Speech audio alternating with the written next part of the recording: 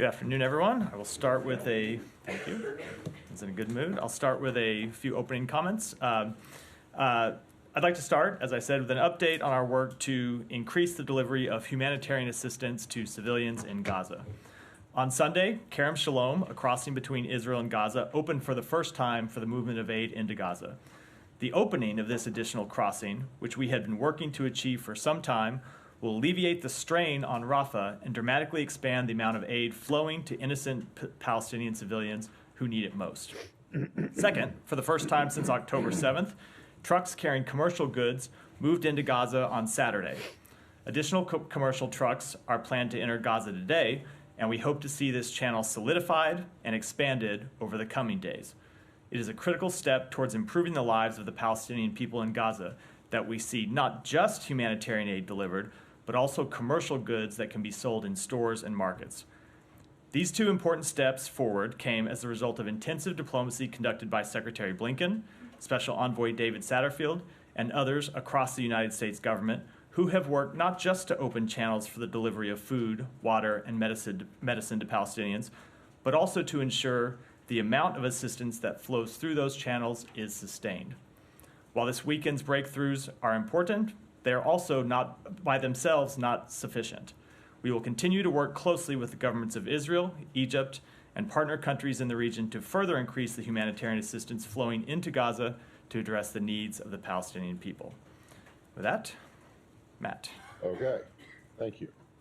Well, wouldn't you say that opening Kerem Shalom improves the lives of the Palestinians in Gaza, but wouldn't not killing them improve the lives of Palestinians in Gaza? I think Hamas surrendering and Well, stopping using that's them. not Stopping. There's no reason why it can't happen. I mean, as much as people call on Israel to take steps, Hamas bears responsibility here, and Hamas stopping using them as human shields.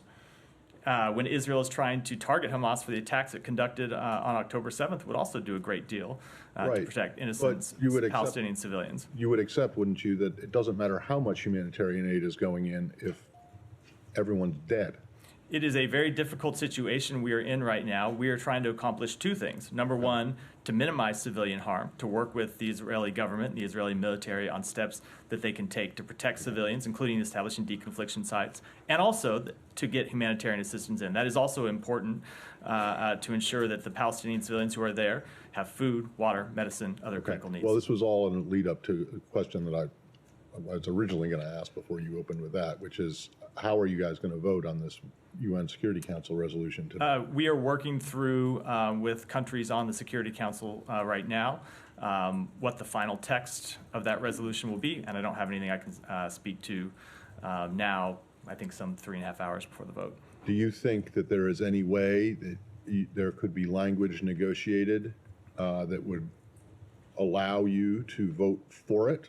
Rather, or is abstention the best that anyone can hope for? So there was a previous Security Council resolution around a month ago that we voted for as it relates to the conflict in Gaza. So we are always trying to get to a place where there's language that we agree with, that other Security Council members agree with. But right now, when we're in the middle of the negotiation process, I wouldn't want to speculate where it might. You don't want to handicap it and see what, where does it look right now? No, I think I'll wait and see how the vote how it goes later today. All right, thank you. It will depend on, of course, what the final status of the language is. Can I just clarify one thing on that? You said several hours before the vote. You are expecting a vote today. Some were saying that the vote could be postponed. It was our expectation. Of course, it could always be postponed. Sure. That was the original plan for it to be today, but of course, it could be postponed. Can I just ask you a little bit more about the commercial trucks that you're mentioning? Sure. Is that because of the entryway of the second point, Kerem Shalom, or is that through Rafah? No, they're through Rafah, actually. Through Rafah. These are two separate measures that we are trying to achieve. One, to get Kerem Shalom open, so we alleviate what has become kind of a difficult situation at Rafah with the amount of trucks that can get through, but also to the warehouses that are on the Rafah side. And two, commercial trucks, getting commercial traffic reflowing means that you have an additional source of assistance coming in, or it's not assistance, it's food and other goods. So you're not just relying on UN agencies and other humanitarian organizations to deliver critical goods. Is there just a little bit more detail you can offer about that in terms of what the commercial trucks are delivering? who is supervising it, which commercial entities? Not that I can do from here. I'd be happy to get back to you, but it is for the most part food. Yeah, Mary. Matt, just on CIA Chief Bill Burns has met with Qatari Prime Minister on the hostages. I'm wondering if there is anything you can offer on that. Is there any renewed optimism for a new deal on the hostages? So we would absolutely look to achieve a new humanitarian pause that would allow the release of hostages. The first one was a major priority for the United States. We worked to achieve it across a number of different channels. And of course, that humanitarian pause was successful in securing the release of more than 100 hostages and increased humanitarian assistance moving into Gaza, because once you have sustained pauses, humanitarian assistance that gets into Gaza can more safely and easily move around to get to the people that actually need it. So we would absolutely support reaching a deal to achieve those positive outcomes again, but I very much wouldn't want to handicap it. We had a pause that was working well, and Hamas reneged on the commitments it had made and launched terrorist attacks and refused to release hostages that it had agreed to do, and that led to the collapse of the first pause. So I never want to bet on Hamas's good faith, but we absolutely will try to pursue a resolution here. Right, and on what Matt was saying, U.S. has put in a lot of diplomacy on trying to get the Israelis to put in more protections for civilians. And Secretary was there, and he departed from Israel December the 1st, and then after southern Gaza offensive has started. And you guys have been sort of reluctant to weigh in on how Israel has conducted the southern Gaza offensive. You said it's too early to make an assessment. So would you like to make an assessment?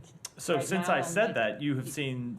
Sorry to interrupt. If there was, since I've said that, you've seen the Secretary come out and say that there is very clearly a gap between intent and results, and that we've seen Israel express an intent to minimize civilian casualties, but we continue to see too many Palestinians die, and so that's why we continue to engage with them on additional measures they can take, on deconfliction sites, on doing everything within their power to minimize civilian harm. Right, so that was what I was getting at. Have you seen over the past couple of days, because I mean, Jake Sullivan was there and Secretary Austin is there as well, and they're sort of making this a priority. Have you seen over the past couple of days any assurance, anything new, any new plan from the Israelis to suggest that there is going to be much more concrete steps in place to ensure civilian protection? So I'm not going to speak to the meetings that the National Security Advisor had. The White House, of course, can speak to those, and I'm not going to speak to the meetings that the Secretary of Defense just concluded today.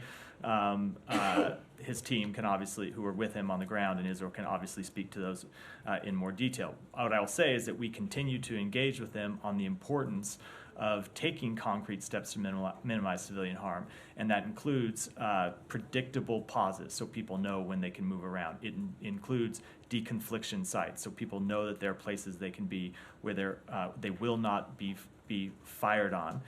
So we will continue to have those conversations. But as I said at the beginning, we do also have to remember that Hamas could make all of this easier if they would come out from hiding behind civilians and surrender, put down their arms, and stop putting civilians in the way of this, or in the middle of this very difficult situation. Can I follow up? I'll come to you. I'll come to you next. Go ahead, Barbara.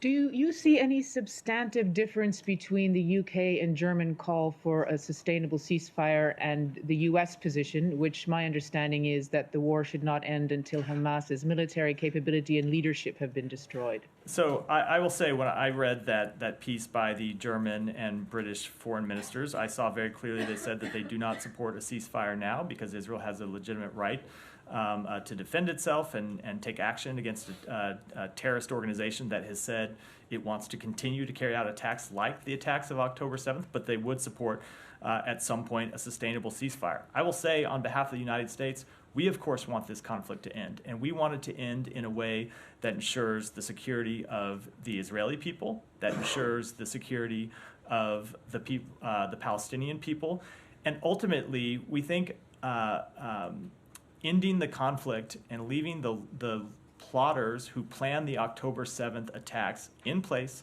to continue carrying out attacks, to continue plotting against innocent civilians in Israel, is not in the security of interests of Israel, but it's not also not in the security interests of the Palestinian people. And it's not in the security interests of anyone in the region. So while we, of course, want to achieve an end to the fighting as soon as possible, we think that it's important that the Israeli government be able to continue to carry out the campaign, which has a very legitimate objective, which is to ensure that Hamas cannot continue to carry out attacks as it did on October 7th. The status quo that existed before October 7th obviously did not produce peace for Israel or the Palestinian people, and we think returning to that is not a positive step forward for the region. So it sounds like you're saying you basically, there's more that you agree on than disagree on in terms of the calling for a ceasefire, the UK and German. It sounds like you think you're on the same page. Again, you can characterize my remarks how you like. I would repeat what I just said. We have had close coordination with the German and British governments, and we'll continue to do so. But as I said, I took notice of the line in that piece where they very clearly said they are not calling for an immediate ceasefire for the same reasons that I just articulated. And one more question.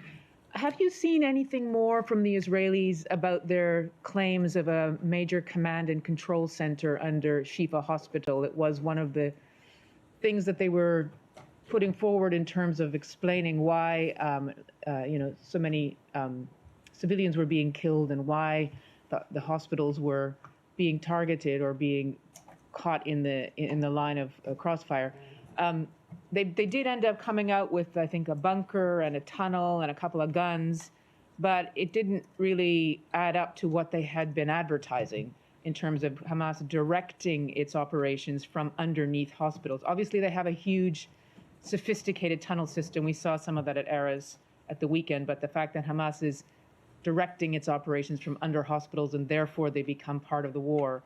So have you seen anything more convincing from the Israelis than what they put out? Let me say a few things about that. Number one, we had evidence that Hamas was operating underneath Al-Shifa hospital before Israel attacked, and made that clear before Israel launched its operation in the vicinity of the hospital, that we had seen evidence and believed it to be true, and we stand by that evidence. Number two, we did see we've seen things that the Israeli government has shown to us. We've seen the information that they've made public that do show bunkers underneath the hospital, that show tunnels underneath the hospital, and show recovered weapons from the hospital.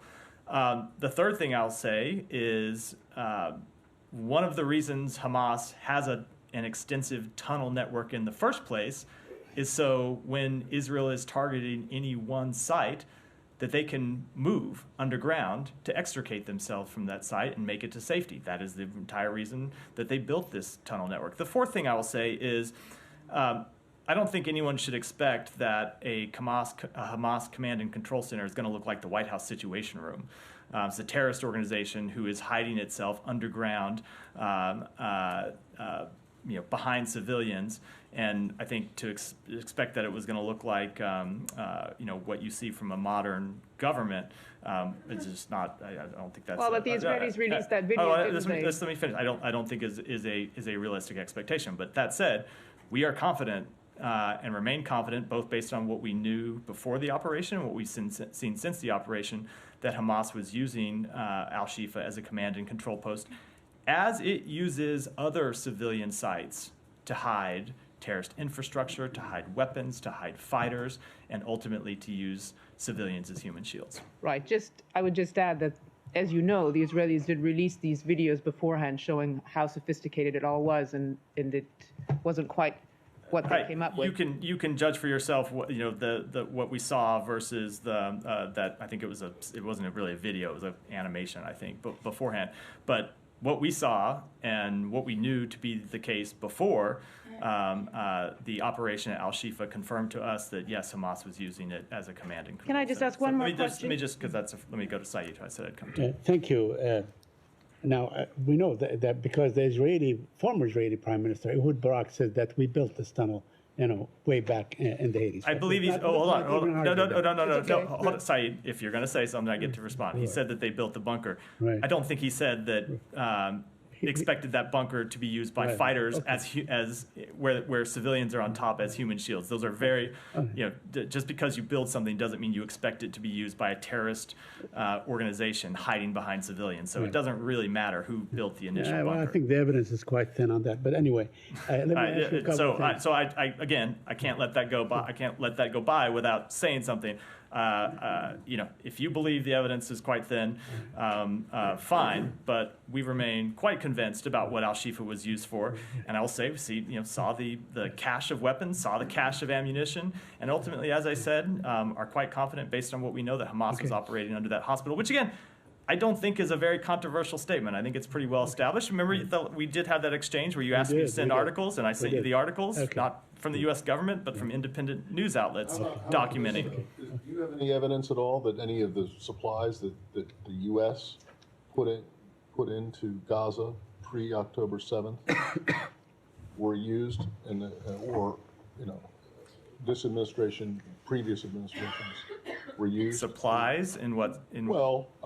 Construction material, that kind of thing. Not that I have seen. No, so none of the money and none of the money and none of the Not that I have goods seen. No. that went in. Not Can- that I have May seen. I just follow Go up with ahead. my questions? Now, you said that Israel's goal, a legitimate goal, as you called it, is to make sure that Hamas is unable to conduct anything similar to October. But I thought the stated goals early on were to decapitate Hamas, hunt its leaders, and basically, really free the hostages, and have a new regime. Have they achieved that? So are we shifting goals now? No, we are not shifting goals. Obviously, they have not achieved the release of all the hostages, which again, as I've said before, is Or not any so. of them? Or any of them? Or any of them I'm saying there have been over 100 through hostage released. negotiations, but not by force. They did also execute a military operation quite early on where they rescued a hostage. But I don't think I don't think we should put the fact that Hamas continues to hold civilians hostage on the Israeli government. It's Hamas that bears responsibility for that. All right. I wanted to ask you also, you said that nothing short of Hamas surrender, that's the suggestion, would end this conflict. That's in response So to- again, that's not the suggestion. All right, let me rephrase. It's not what I said. So go ahead. In response to Matt, you said that when he said that stopping the bombing could also save Palestinian lives or something to that effect, and you said Hamas could surrender and end it, right? So nothing short of Hamas total surrender could end the bombing. That's what I just wanted you to clarify this point. that is not what I said. I have made clear before that Israel is conducting legitimate military objectives that we believe are achievable, and capturing or killing the senior leadership of Hamas is achievable. But it's not the only way to achieve that. And my point in saying that about Hamas surrendering is that for all the questions we get, legitimate questions that we are happy to answer about Israel's military activities, it is Hamas that started this conflict. It is Hamas that hides behind civilians, and it is Hamas that could end it today if the people who were responsible for the murder of 1,200 civilians would come out and take responsibility for their actions and surrender and stop hiding behind civilians as human shields. Okay, well, first of all, the 1,200 include 311 soldiers, as Israel suggested. So they're not all civilians. But anyway, that's what they said. don't believe the murder of I'm civilians with you. on I'm just October saying, 7th was justified just to either. correct. I don't think we need to caveat it. Right, okay. Caveat it. But let me ask you something. How would this surrender, take shape? Because Hamas is not an army. It's not like we're not going to see what we saw, let's say, the Iraqis do in that famous tent and so on, or what the Japanese did on board of an American ship. So how would this surrender take shape? Would all fighters need to come out and lay their arms, all of them? We don't know how many of them, maybe 10,000, whatever. So they come and they say, now we surrender. Is that the shape, is that the form of surrender that you are asking? So let me give you a start. Yeah. Sinwar, the leader of Hamas, could come up from his tunnel today, could lay down his arms and surrender himself and take responsibility. Now, I don't have any notion that he is about to do that. Right. He hasn't shown that he cares one whit for the Palestinian public up to date. So I have no reason to believe he would do that. But I make the point to, again, reinforce that Hamas does bear some responsibility, a great deal of responsibility for what happened here as the person who started this conflict in the first place. And my last As the question on entity the that started this journalists, the conflict. number of journalists. A lot of journalists have been killed, maybe 90 and so on.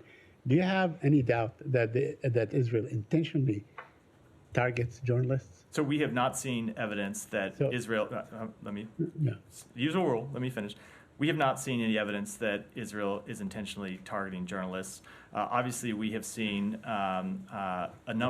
dozens of journalists die as a result of this conflict.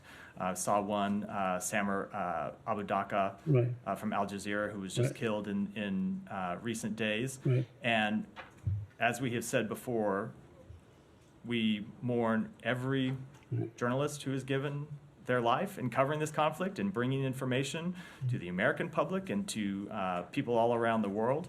We think the work that the Free Press does is critical to a democracy, especially in conflict zones where, unfortunately, far too many do pay this sacrifice, and our condolences go out to all of their families. And there are cases where, when we have seen actions that we thought warranted, we have raised questions with the Israeli government and sought more information. You saw us do that with respect to the Reuters journalist who was killed in Lebanon. And we will continue to do so, and we will continue to encourage Israel to comply with their own rules of engagement and comply with international humanitarian law. And if we ever see signs that they are not, we will, of course, be very clear about that with them. So Go ahead. Last one, Saeed, because there are a lot of other people. You mentioned Samer Abu Daqqa. I mean, he was bleeding there for like 6 hours, and they sent in a crew to retrieve him. They were all shot dead. So they knew exactly where he was and what he was bleeding right there.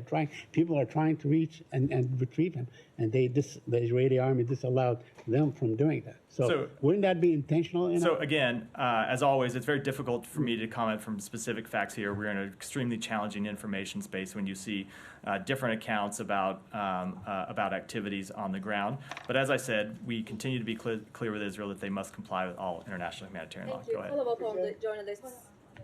No, I already go ahead. Thank you.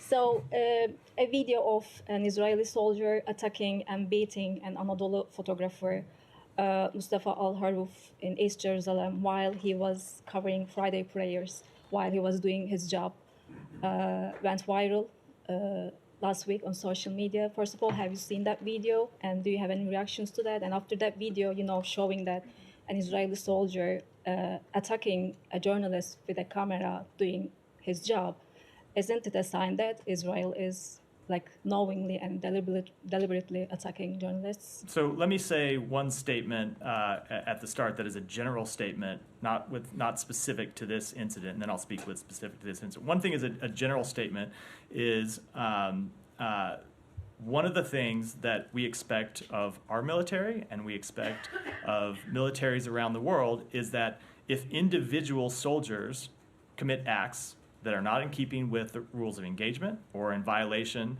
of international humanitarian law, that those acts be investigated and, if appropriate, the responsible parties held accountable. And that is one of the differences, we think, between professional militaries in democracies in the free world and how we expect them to operate. So it is unfortunately true that you will often see individual soldiers, individual units commit acts that are inappropriate, that violate rules of engagement and can violate the laws of war.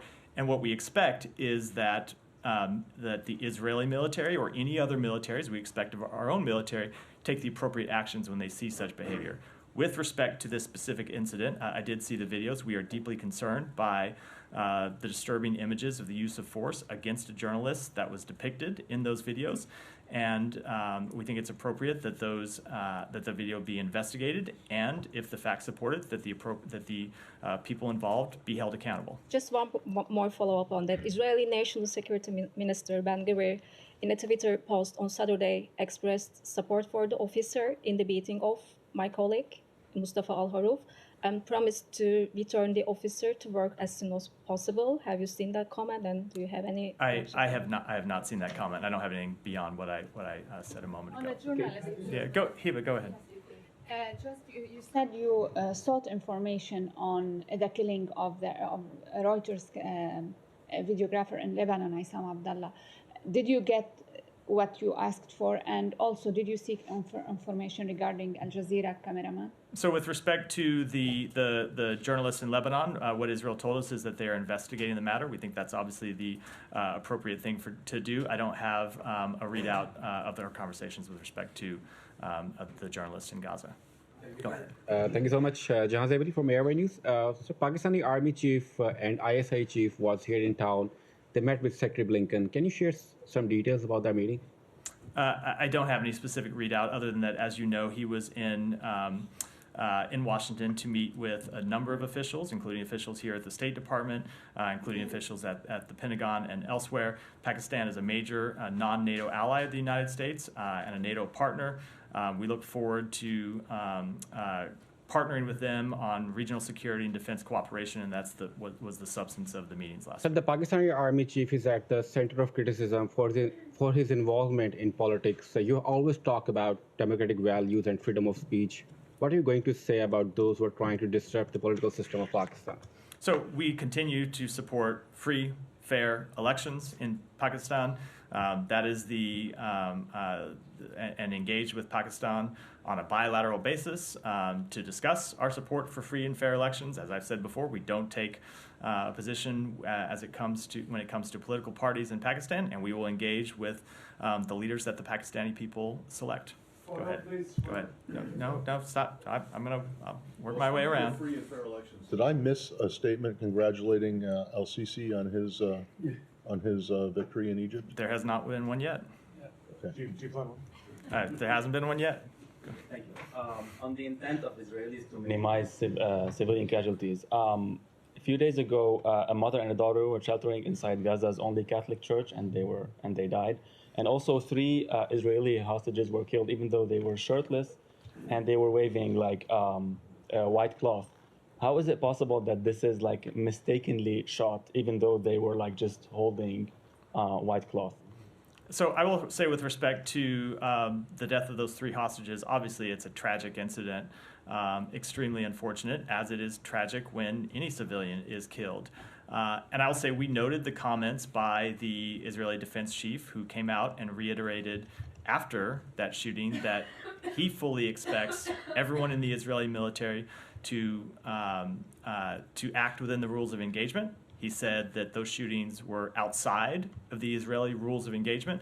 And that goes to the point I was making a moment ago about what we expect from a professional military in a democracy, which is when there are actions that are inappropriate, that violate the rules, that violate the laws of war, that those militaries take actions to investigate them and actions, if appropriate, to hold people accountable. Go ahead. Yeah, but there are too many actions lately. Like, why did they bomb a church, a Catholic church? Why would they target the Catholic church?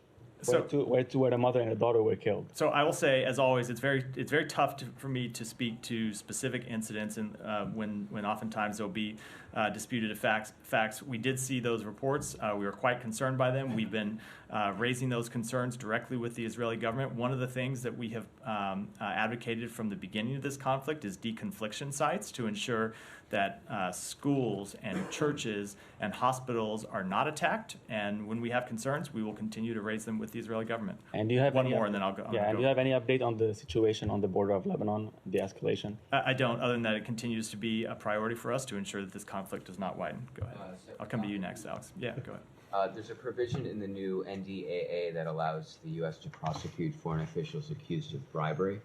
Is this something the State Department supports, or are you concerned that it could encourage foreign governments to reciprocate and prosecute Americans? You know, I just don't have a comment from here on what is still draft legislation. So, Alex, thank you, Matt. You guys signed a DCA with Finland this morning, and the Secretary announced that there will be another one with Denmark later this week. We, of course, also witnessed earlier this month you had DCA with Sweden. How concerned is the Secretary about the threats coming from Russia against these countries, particularly pointing at Finland and Sweden over the weekend, saying that there was no trouble, but there will be? I would say that we continue to be concerned about Russia's aggression broadly And one of the things you've heard the president say is that the reason why it is so important that we support Ukraine is that we don't assess that Putin would be satisfied and would stop at Ukraine if he were able to ultimately conquer Ukraine and subjugate it to Russia. And so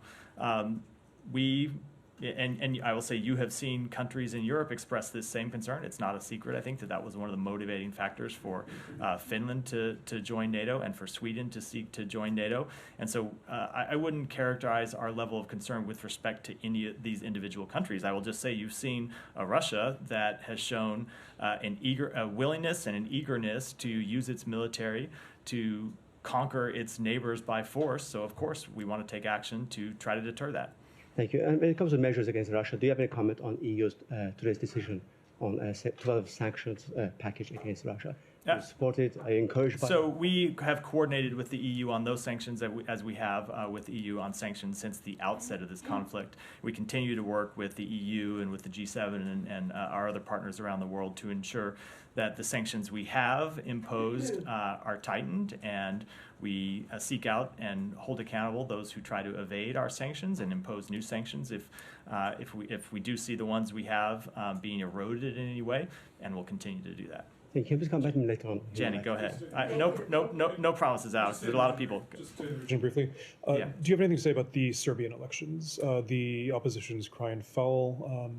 Do you have anything to say about the result, either the result or about the process? So we are reviewing the OSCE's preliminary findings and conclusions with respect to this election. We welcome the opportunity to continue working with Serbia's next government to strengthen democratic governance and rule of law, and to advance regional stability, continue economic growth, and accelerate progress on Serbia's path to EU membership.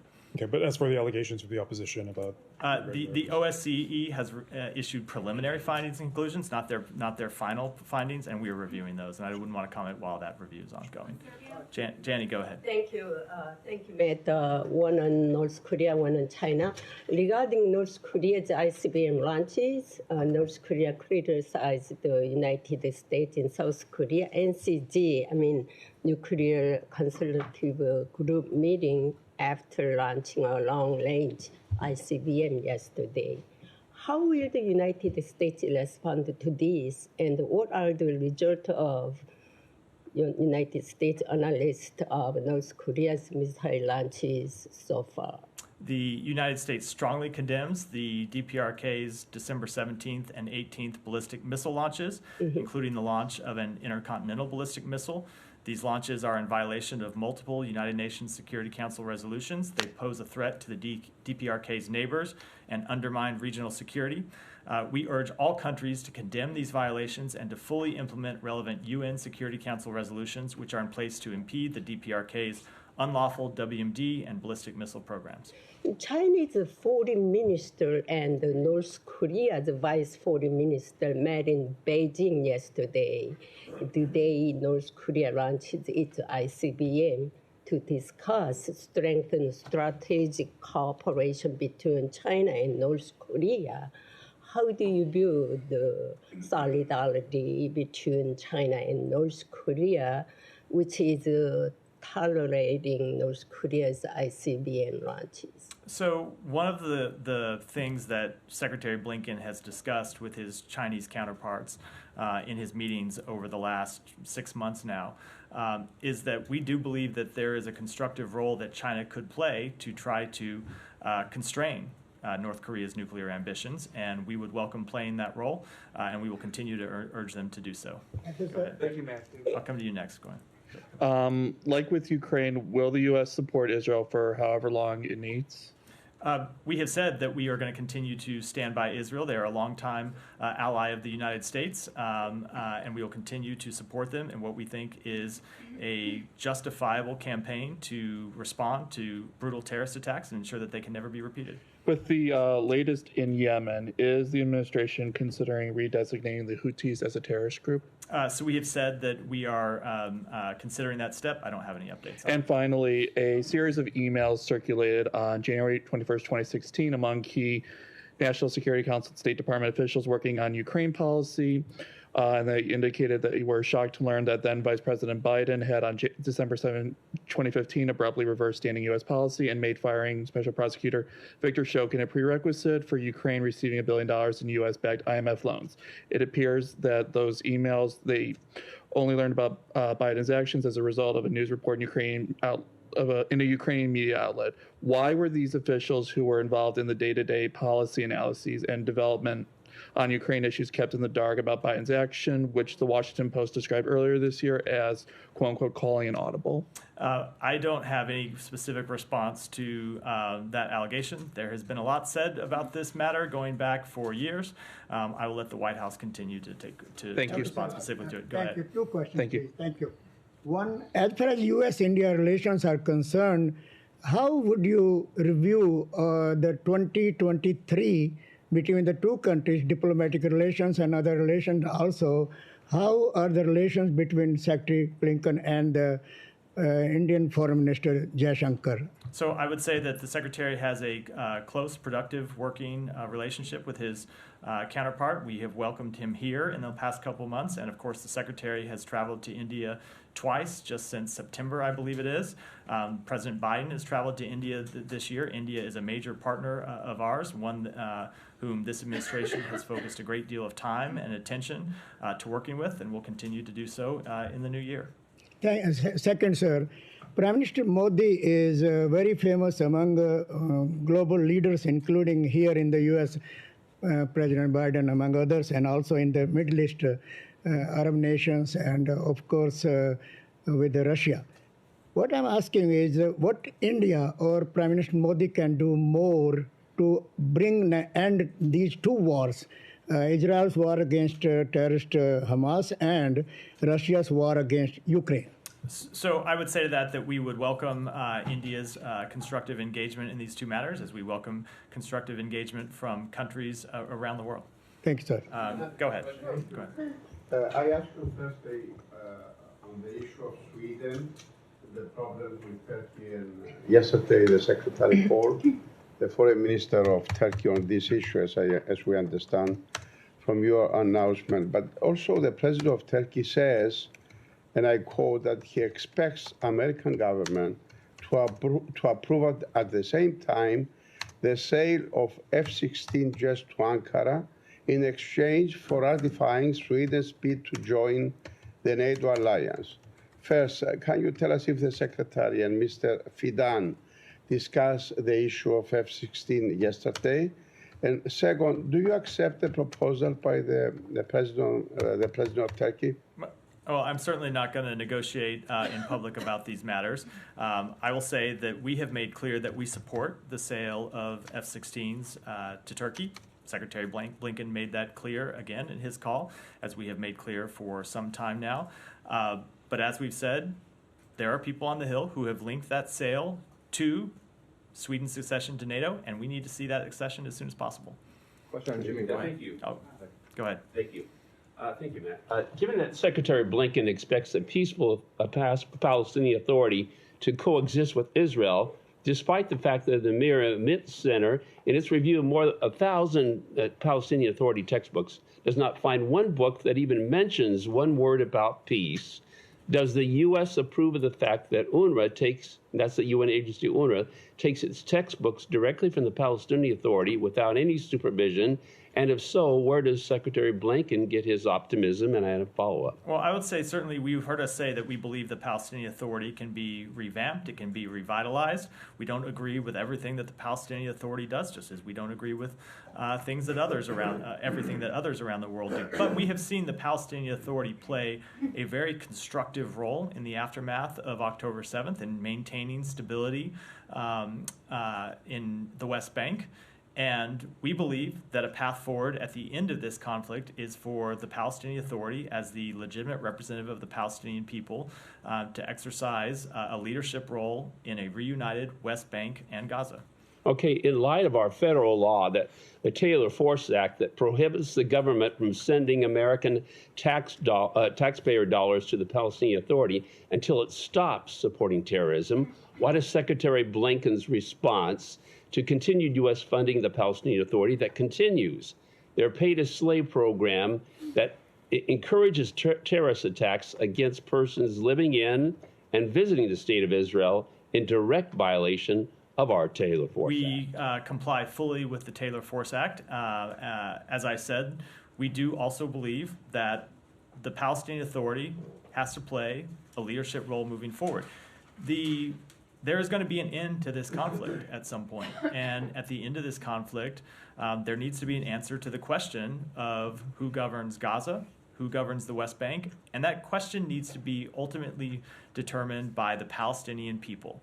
And right now, the Palestinian Authority is the legitimate representative of the Palestinian people, and we will look to them to play that role. I just want to ask, how are we complying with the Taylor Force? We comply with all of its various rules and regulations. Thank you very much, Matt. Two questions. One, last week, 21 Pakistani soldiers were killed by the Taliban. The weapons they were using were the American weapons which President Biden's left in Afghanistan worth billions of dollars. And I raised this question here before as well. What's the State Department reaction to that, an ally getting killed by their weapon? That's my first question, if you have any reaction So to we that. express our condolences to those who lost their lives. And second, right now the trend from Afghanistan, which for the last 8 years, again, heroin is something that I continuously to raise questions about since last many years. Now the trend is that they believe that heroin is bad, but opium is okay. So the opium is going to China, and from China it's coming to the US. This is the new trend.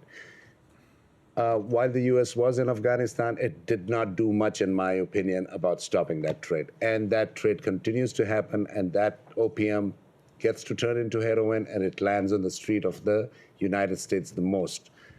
What more reactions, what more actions is the U.S. going to do about it? So I would say that the primary, not the sole, but the primary responsibility for investigating and policing international drug trafficking rests, of course, with the Justice Department, and I would let them speak to that. But we do, at the State Department here, do play a role through our diplomatic engagements in pressing countries to do more to crack down on the trafficking of narcotics that have killed so many Americans, and will continue to do so. Go ahead. Thank you. Matthew, good afternoon. I'd like to take you to Hong Kong. Jimmy Lai's trial now underway. I saw the State Department statement on it just the other day, condemning the prosecution. That said, does the State Department believe Jimmy Lai has any chance at all of getting a fair trial in what many are calling a sham trial? So I would say that we do strongly condemn the prosecution of Jimmy Lai, a pro-democracy advocate and media owner. He's been prosecuted under the national security law that Beijing imposed on Hong Kong. We call for his immediate and unconditional release. And yes, of course, we have deep concerns about the deterioration in protection for human rights and fundamental freedoms in Hong Kong, and that includes the rule of law. Do you think your call for his immediate release will be answered? I will just say that we will make clear our position. We will make clear our priorities. We don't think he should have been detained in the first place, and we think he should be released immediately. One more quickly. He's a devout Catholic. U.S. Catholic bishops have called for his release. How much of a role, if any, do you believe his Catholic faith played in China targeting him? Again, I wouldn't want to speculate about that. But I'd say that we do think he very much is being targeted for the pro-democracy actions that he's taken, and should be released immediately. Do you have a follow-up? Yeah, go ahead. There were some calls, particularly from the Hill, to change the status of Hong Kong's missions in the United States. You know, they have diplomatic. This predates the crackdown. Does the administration have a stance on that? Let me take that back. Sure. Yeah, go ahead. Thank you. What can we expect in the Kosovo talks during the U.S. election year of 2024? Specifically, given that the establishment of the Association of Serb-majority municipalities have not been formed, and despite the explicit stance of the U.S. that this is a legally binding obligation for Prime Minister Albin Kurti to establish them. I'm going to have to take that one back as well and get you an answer. Alex, let me go to you, then we'll go back there, and then we'll finish up. Sorry, I have two questions. Today marks 2 months since also Kurmasheva's arrest. Russia's independent human rights group Memorial designated her as a political prisoner. Do you agree with that assessment? I will say that I'm not going to speak to that assessment, but I will say that we continue to call for her. We continue to engage with the Russian government to seek more information on her case. Any update on designating her arrest? No. Azerbaijan figure, if I may. The opposition figure, leading opposition figure, Tovgi Abu got arrested over the weekend in light of ongoing crackdown against critics ahead of the election. What was your reaction, and any position do you have on the snap elections in the country? So the recent trend of detaining journalists, civil society activists, and opposition figures in Azerbaijan is deeply troubling. Over a dozen such figures have been detained in just the last month. That's unacceptable, and we will continue to urge the Azerbaijani government to respect the human rights and fundamental freedoms of all, including those exercising freedom of expression, as well as call for the expeditious release of all those who have been unjustly detained. Thank you so much. Back. Thank you very much. Two questions for post-war Gaza. First of all, the Biden administration repeatedly made it clear that the United States opposes Gaza controlled by Hamas and says Gaza should be governed by the revitalized Palestinian Authority. So the United States is in contact with Ramallah. And last week, Mr. Jake Sullivan was in Ramallah, and Secretary Blinken visited Ramallah and talked with the Palestinian Authority leadership there. So is there a plan for Palestinian Authority ruling Gaza Strip, like, for example, sending a representative to Gaza Strip after the war? I think we are putting the cart a little bit before the horse here. Israel is still conducting major military operations, but we do continue to discuss these questions and many others as it relates to post-conflict governance with the Palestinian Authority, with the government of Israel, and with other countries in the region. Follow-up, please. Yeah. The United States is also against the Israel reoccupation of Gaza. You made it clear from that podium, and the Biden administration made it clear from different levels. And the United States expects Israel to leave Gaza after the conflict ends. So beyond the wishes and expectations, the United States is the first country on earth who is able to convince Israel what to do or what not to do. I'm not suggesting that you are telling Israel what to do or what not to do, but you are able to do so. So can the United States give assurances to the world that Israel will leave Gaza after the conflict and Israel will not decide to determine the future of Gaza unilaterally? What I can give you assurances is what the United States will do, and that is to continue to make clear that there cannot be a reoccupation of Gaza. Yes, there will need to be some transition period at the end of this conflict, so there is not a security vacuum on the ground, but ultimately, as the Secretary has been very clear and the President has been very clear, there cannot be a reoccupation of Gaza. And I would say that ultimately, it goes to a different but related point that I was making earlier, that is not just in the interest of the Palestinian people, but we believe it's in the interest of the Israeli people as well. With that, thank you. I wanted two things. I'll be very brief on your choice of words, one regarding Israel and one regarding the Palestinian Authority. You said in an answer to an earlier question that Israel is a quote-unquote long-standing ally of the United States. Now, you know, Israel is many things. It's a friend, it's a strategic partner, but there is no alliance between it. So you haven't changed. So you haven't slipped ally in officially, capital A. Partner. Okay. Thank you for the edit and preventing me from having to put an asterisk in the transcript now. And then on for the PA, you said in response to two questions that the Palestinian Authority is the legitimate representative of the Palestinian people. How do you come to that assessment? When was the last time the PA was elected? It was, I don't know, in the 2000s, I believe. They are the representative of the Palestinian people. As you know, the Palestinian Authority is, in particular, President Abbas is deeply unpopular. And we believe that we should But you still think that they are the legitimate. They are. They speak for all Palestinians. I don't think there is any one government that speaks for every member of its community, of its constituency. But they are the legitimate representative. They are, but you do believe that they are the ones who can act, or who should be acting on behalf of the Palestinian people. Yes, a revamped, revitalized Palestinian Authority. Okay, well, what about the current one? That is, well, the current Palestinian Authority with reforms, with revitalization, yes. But what now? Who represents the Palestinian people? I mean, obviously, the Palestinian Authority does. Even though it's not revitalized and revamped. They are, and what I am referring to when I talk about revamped, revitalized Palestinian Authority is for a Palestinian Authority to govern Gaza, you were going to have to see a revitalization. Just in Yeah, terms but, of, well, okay, of well, presence, they don't have the Does that mean forces that there has to be an election to we support free and fair elections. I think you can't okay, well, really the hold last an election in a free and fair, free and fair was in Gaza, and Hamas won. and we support free and fair elections going forward. I think you can't hold an election in the middle of a conflict. Obviously, there needs to be a transition process to establish that. But that's what we support for the Palestinian people, as we do for anyone in the world. All right. Thanks.